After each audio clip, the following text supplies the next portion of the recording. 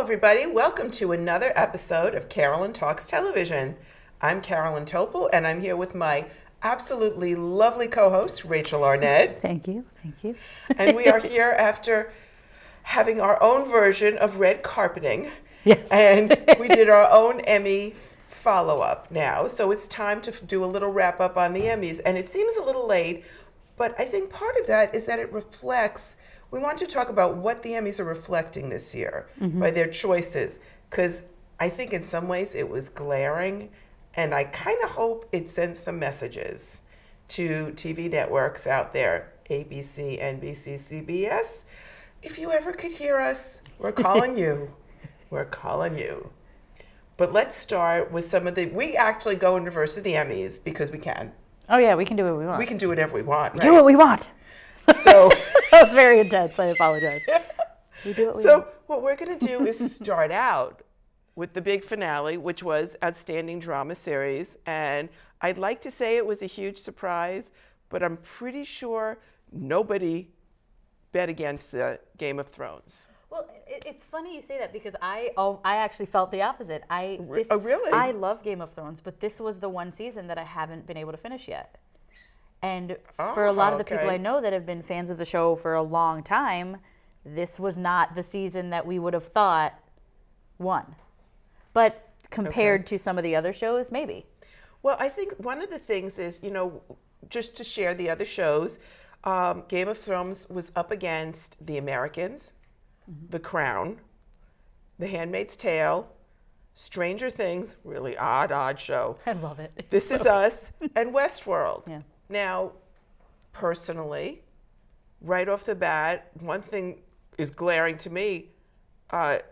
Unless I'm seeing wrong, there's really only one of those three major networks I mentioned that even has a show in the running. Only This Is Us, because Americans is on FX.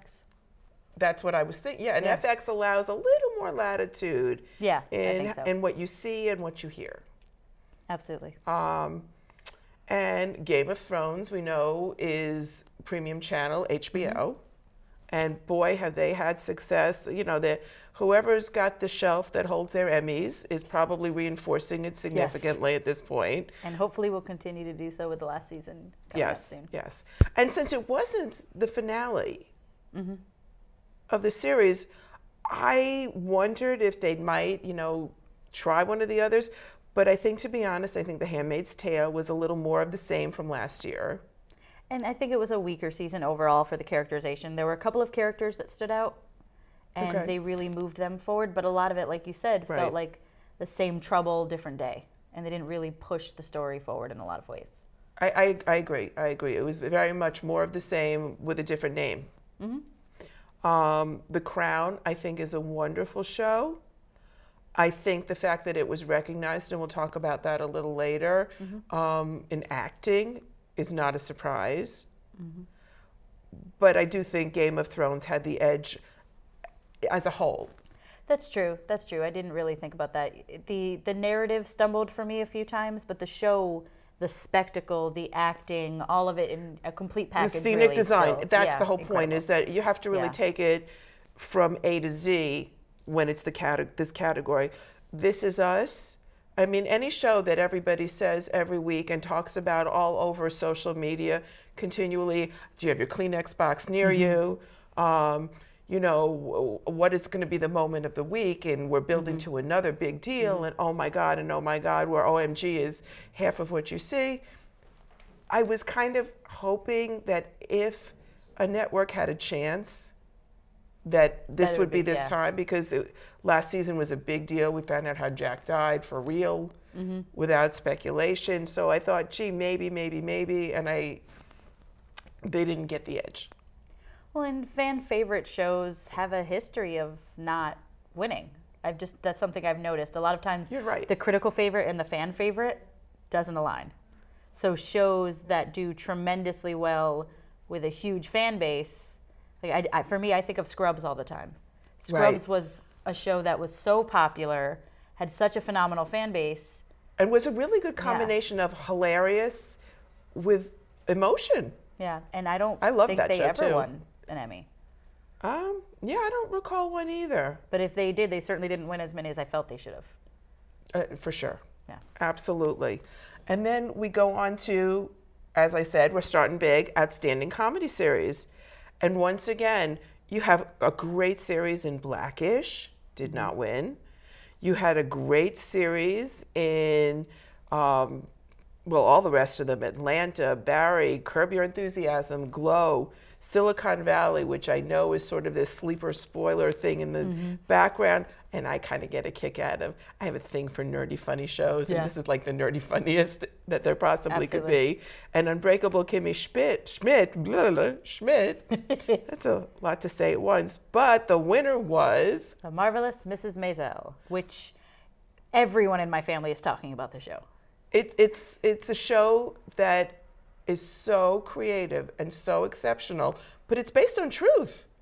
It's based on truth, and it's, even if it wasn't, it feels so grounded in the reality of Jewish comedic life and the club scene and being a Jewish woman and being... And it's actually a period piece, which is even funnier. And it just works and is somehow still really relatable and grounded for now. And once again, the writing combined with the acting, combined with the setting. The beautiful costume design. Makeup design, it's just... You know what year you're looking at. You know you're not looking at 1990, you know you're going back. But the interesting thing is, once again, now we're talking about Amazon Prime. Yep. In fact, I'm looking, poor Blackish is the only show that is a network show. Yeah. And it's Atlanta, great, but FX. it's limited. It's limited. Yeah. And I'll be honest, I like the show Blackish, but I didn't think last year was its premiere great super year. They had some great episodes. I would agree with that. I think the struggle with a lot of shows are experiencing now is they're so good in the beginning, and because they're new and they're unique, and I think it's hard to sometimes keep up with that. And certainly they had a lot of meat to choose from this year, but there were some episodes even that, there was at least one episode that didn't air about NFL and kneeling at the national anthem. And there were things like that I think could have stood out in a positive way that didn't air. And sadly, the networks choose caution. Maybe they feel they have to. I don't know whose hands are tied. I've never been a network executive. I have. No, I have not. I have not. But if you were. Yeah, but if I were, that episode would have been visible. But I think in many cases, they do believe their hands are tied. And to a certain extent, I mean, a lot of times they're publicly traded companies. So to an extent, they are. They are. And they're answering to, unfortunately, a higher financial authority. And an earlier time slot, a lot of the time. Yeah, that's true too. Because the network shows are in specific time slots, a lot of times I think they're limited by just the fact that they show at 8 o'clock. Whereas Netflix, you're kind of signing that, we talked about that, when we talked about streaming shows, that invisible contract that you sign, you bought this service, so you're going to do with it what you will. That's right. And that's not our problem to monitor your TVs. And you could watch They have a kids profile. You know, you could, and you could watch the dramatic, very uncensored show at 8 a.m., 8 p.m., or in the middle of the night, whatever you choose. Now, we're moving on, and this I was really glad about, because this we did see really in your face, and I loved it. In an outstanding limited series, I was not sure this would win, because I loved it, but sometimes what I love, I've gotten the feeling that never seems to be selected. Yep. It was The Assassination of Gianni Versace, American Crime Story. I found that series enthralling. And I'm not someone who watches a lot of true crime shows because they make me uncomfortable or they make me nervous about what I'm going to experience in my life.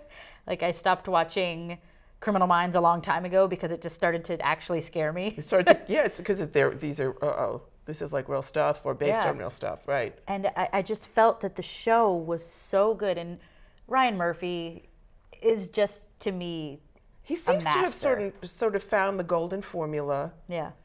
To do a show that can be incredibly dramatic, incredibly challenging, incredibly to share an incredible message, and incredibly engaging. And to have every once in a while these tiny little moments of comic relief, so you go, Right. and then dive right back in. I mean, the actual assassination really was only the beginning of the story. And it literally was the beginning. It's in the first episode the assassination takes place. Mm-hmm. And you see Darren Criss playing this killer. And I only knew from Glee before. And it was such a different role, but I believed every minute. I thought so in my scary. mind, I thought in my mind Darren Criss was a musical theater, like happy-go-lucky, bubbly. You know, like I would see him in a role in like Singing in the Rain or something, you know, something sweet and cute and lovely.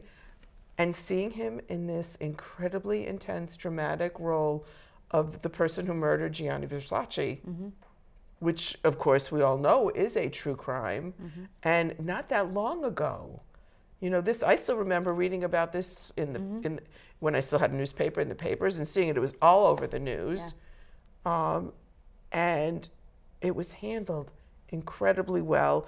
The other shows in that particular limited series were The Alienist, Genius Picasso, which I also thought was quite good, but I'm thinking that the Genius series is a little too detailed. After a while, it gets too long. I agree with that. Godless, and then Patrick Melrose. I think they picked well. I was all about this one, so I was thrilled. Ryan Murphy for me really is that A to Z person, like you said. He thinks of everything from even just the introduction of the shows, the little 5-second bumps that he'll show. Everything is a complete package. Yes. In a way that I appreciate. He makes beginning to end, A to Z work. And he makes a really well-rounded show in the genre he's aiming. And the demographic is what I meant to say, the demographic he's aiming at in the genre he's doing. I will let you introduce the next one. For Outstanding Reality Competition Program, amongst The Amazing Race, American Ninja Warrior, Project Runway, Top Chef, and The Voice, the winner came out to be the one, the only, RuPaul's Drag Race. Which I think I've talked about at least 4 or 5 times on the show. I think you're underestimating, but I might be. I just went to DragCon. That's how much the show means to me.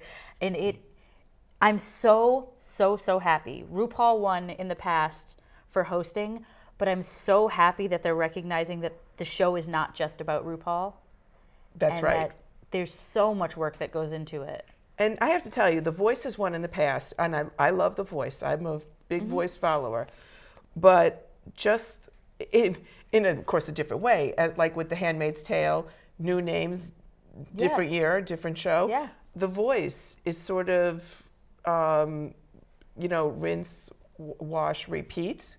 Yeah, it's formulaic at this point. We know that there are going to be a couple surprise steals or this and that, but nothing is truly new about it. The only thing new are the people who are singing. Yeah. And the songs. And besides that, it really is become extremely formulaic. Yeah. And I actually was kind of glad they didn't win because I didn't think they deserved it this year. As much as I love listening to the wonderful music that these unrecognized talents demonstrate and become recognized now. I think everybody has that right to become a recognized talent if they're ready. Yep. But to take 2 to 4 hours every Monday and Tuesday night of a network, I think is too much. Just overdone. Yeah. And I think the move, RuPaul's Drag Race was on Logo for a long time. And I think when it was on Logo, it was great, but it was hard to get a really big audience. And it was considered kind of a cult phenomenon. Moving to VH1, I think really opened up, for one, just financially. Now there's more money for promotion. There's clips and commercials that show on MTV and all of the other affiliated stations. That's right. And it just brought in a bigger audience, and I think it's helping non-traditional performance art show up in a really positive way. And obviously I love the show. I talk about it 7, 8 The other times. thing, though, like you said, it moved to VH1. I actually, when RuPaul's Drag Race was first starting, I don't even think my cable channel, which irritated me to no end, carried logo. Yeah. So the only way I could see it is if I was like clicking on YouTube and someone had like uploaded it to YouTube who shouldn't have. You know, it's usually, exactly. and then it was removed within 24 hours. Absolutely. You know. Yep. And now it's available. Now logo was there anyway, but and it reaches a wider audience. As they reached the wider audience, there was greater financing to even just build up the sets and to build up the challenges and to have new guests. And it looked more interesting. The production value just improved. Yeah. It was, instead of having something slapped together with, you know, glue stick and paper, it was a big deal. A lot of the drag queens, what they talk about how they've got their glue sticks and they're gluing clothes together so it kind of fit. But as the show's gone on, the standards have improved, and I think the show followed it. And I think it was very good that the Academy recognized it, because I think it earned the recognition. I think the other shows were all basically more of the same that they'd always been, whereas I think RuPaul's Drag Race also ups its ante. They really tried to make a big change, so it's not the same. So if I'm watching it, season 6, by season 8, it's still a new show. And every year there are new and different social issues because they're new and different personalities. So they've talked about eating disorders, they've talked about the importance of getting involved politically, and it's never just the reality competition show. It's never just the competition, which always, again, it suits my viewing and what I want. Well, yeah, it's not, it's layered. Watching something that's it's like watching a line. Yeah. You know, we don't want to watch paint dry. We want something exciting out there. No, I don't think I do. Now, this is what I was referring to earlier when I said The Crown did not get the Emmy for drama series. But what it did get was Outstanding Lead Actress in a Drama Series for Claire Foy. She won, and she was up against some heavy hitters, intense competition. Kerry Russell in The Americans, who I think people thought would win. Elizabeth Moss, who has run in who the won past. last year for Handmaid's Tale. Sandra Oh for Killing Eve, which is the first Asian American actress to be nominated for the top outstanding actress. And you know what? She will always be that. I'm really happy for her. And she's been phenomenal for years. Tatiana Maslany for Orphan Black, and Evan Rachel Wood for Westworld. I have to say, to me, Westworld didn't engage me anyway. So I didn't love it. Some people think it's the best thing that was ever created. But I'm glad that she got recognized for her acting, because I think it's one of those shows that people will say the writing struggled a little bit and they're having a hard time keeping up with the narrative, but they can recognize that her performance is still there. It's still outstanding. And she's truly, well, she's brilliant. Every new episode, there's some new subtle thing that I notice about her performance. But Claire Foy, who plays Queen Elizabeth II, and has played her as an adult in The Crown so far, it's like you're watching Queen Elizabeth II at a younger age. It's almost creepy to watch because her movement, her subtle little quirks, mannerisms, never forgetting the purse. To me, that means a lot because that's one of the Queen's big things is that she always has a lovely purse with her to keep whatever little personal thing she needs with her. And I also really like it because this is Claire Foy's last season. Because the show The Crown is continuing, but they really wanted to make it realistic. And you can't have young Claire Foy jump 10 years. Correct. Because Elizabeth didn't look the same 10 years older. And they could have done it with makeup, and they could have, but I actually really appreciate the fact that they're giving another actress a chance. And they're really allowing someone who's got the mannerisms, the gait, everything that would happen to a person who was 50, as opposed to someone who's 35. And who knows how long the show will continue. I think it's a wonderful show, and they're really showing the inner world of the royal family in England, who the United States is clearly enamored with. Yes. Because the show gets great ratings here. My goal is, my fondest wish is eventually Helen Mirren will play her, because I think she would. Helen Mirren is incredible in everything, and she's done some TV now. Well, and she's also been the queen. Exactly. The queen in The Queen. In The Queen. So I think she would be great. Well, I wonder how much they'd have to pay, though. That would be a steep fair. one. That's fair. And yes, but are you kidding? Helen Mirren, she would be the one who would do the series finale. Yeah. For sure.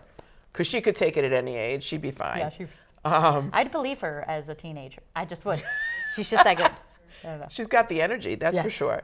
Outstanding lead actor in a drama series did go to the Americans, went to Matthew Rhys, who was very cute and talked about since there was an engagement on the Emmys, spoke about his co-star and not proposing to her because knew that he would be dead meat if he did, but clearly there's something there.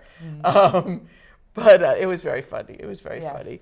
And I mean, he beat out Sterling K. Brown, who won last year. Oh my gosh. Milo Ventimiglia. It goes in my ear and out every time. Well, I have to tell you, This Is Us, once again, I was sad because I thought Milo Ventimiglia should have won. I have to be honest. I really He had a great season. I thought he was outstanding. He had meaty episodes. He brought it. We loved Jack. We fell in love with Jack. We literally bit our nails watching every move Jack made when they teased that we were going to see the episode that was the penultimate episode with the fire. It's very rare that I sit on the edge of my seat. Literally, I did. I sat on the edge of my seat. I gripped it. It was like, white knuckling an episode of television, which is not often done. No, it really is not anymore. And I mean, Jason Bateman in Ozark was great. Ed Harris in Westworld and Jeffrey Wright. There were definitely some twists with their characters this season. Absolutely. But the acting, again, it was just steady. There wasn't any major standout moment acting-wise for me. They were just as continually awesome as they have been, but not compared to, like you said, a Milo Ventimiglia or, in this case, Matthew Rhys. And I think, once again, part of This Is Us's sad disappointment is because they didn't allow, on the networks, the latitude to let these characters really go as far as they could. Can you imagine This Is Us on HBO? The gripping pain, because they would speak exactly as people speak when they're upset, which would just and you would see the teen, heart-rendering. the teen turning to alcohol, who actually was a character not recognized, Justin Hartley. I think it would add even more emotional depth. Well, and actually, he plays it after a teen, right? Which, you know what? Never mind, because it's never mind. I can hardly survive sometimes as is. It's interesting to watch. It's interesting to watch. And I was referring to that famous proposal moment for outstanding directing for a variety special, which to me is sort of, it's a cute little category. It's nice that they recognize to me that they put that one up versus some of the other awards that they give in advance for artistic something that I think is artistic. Yeah. Instead, they're going to show for directing for a variety special. So the variety special that won, the director was Glenn Weiss. I'm not sure if he's pronounces it Weiss, but I think it's Weiss, who was the director of the Oscars. So the Oscars are getting nominated on the Emmys. Because you aired it on TV. Yeah. There you go. And instead of doing a thank you, he proposed to his girlfriend of 10 years on air. Great moment. It was really sweet. It was really beautiful. They brought her up. She was not going to go up. They got her up there. He did the whole deal on one knee, which I thought was really cute. And, she's been with him 10 years. If she said no, it'd be like, that would have been awful. What? It was also just this beautiful moment of levity. And you could see that people the celebrities were so genuinely, like, there were huge smiles on people that were very serious a moment ago. And I remember Milo Ventimiglia helped her up on stage, and everyone was like, "That's our Jack. That's exactly what Jack would do." Exactly. That is what Jack would do. Now, in our last few minutes, I know we talked about this, but I think this category was fascinating to me. Outstanding lead actor in a limited series or movie. Huge names. Wow. Okay, so I'm going to do the winner last on this one, okay? Absolutely. So we have, and I'm trying to pronounce his name correctly, Jesse Plemons, who is probably the least known in general audiences for Black Mirror, the USS Callister. Great episode. Very Star Trek-y. Yes. Benedict Cumberbatch for Patrick Melrose. Hello. Could he, could he win another award? He's another shelf builder. Jeff Daniels, another shelf builder for The Looming Tower. John Legend in Jesus Christ Superstar Live in Concert, which, by the way, I was like that through that. That was just so beautiful. Good. It was an amazing live performance. And John Legend didn't win for this, but he won later and secured the EGOT. That's right. That's right. Oh my gosh. I'm so excited for that. Antonio Banderas for Genius Picasso. Which was, for him, so much more depth, again, that I've seen from him. Yes. I was really surprised at his performance as well, just because I'm not used. He's Puss in Boots to me. Do you know what I mean? Yeah. So, and I know I've seen other movies that he's been in where it's a more serious role, but that was new. And then finally, Darren Criss did win for the assassination of Gianni Versace, American Crime Story. Once again, demonstrating that we can't judge these young actors by what we see the first time around. Next time when we're here, we are going to have a very special guest who is a lover of Hallmark movies and seasonal movies. Everything on the DVR. So we're going to be talking holiday next time, and when it airs, it'll be December. So when we tape it, we're going to be really in that Hallmark movie moment. Let's be real. The Hallmark movies for December started in January. So it's fine. Right. It's fine. We've been watching them all year. We're prepared. So we will be talking about holiday movies, particularly focusing on the huge Hallmark industry now in the movie world. So thank you very much. Rachel Arnett and I both say goodbye, and we love that you joined us for another episode of Carolyn Talks Television. Bye-bye.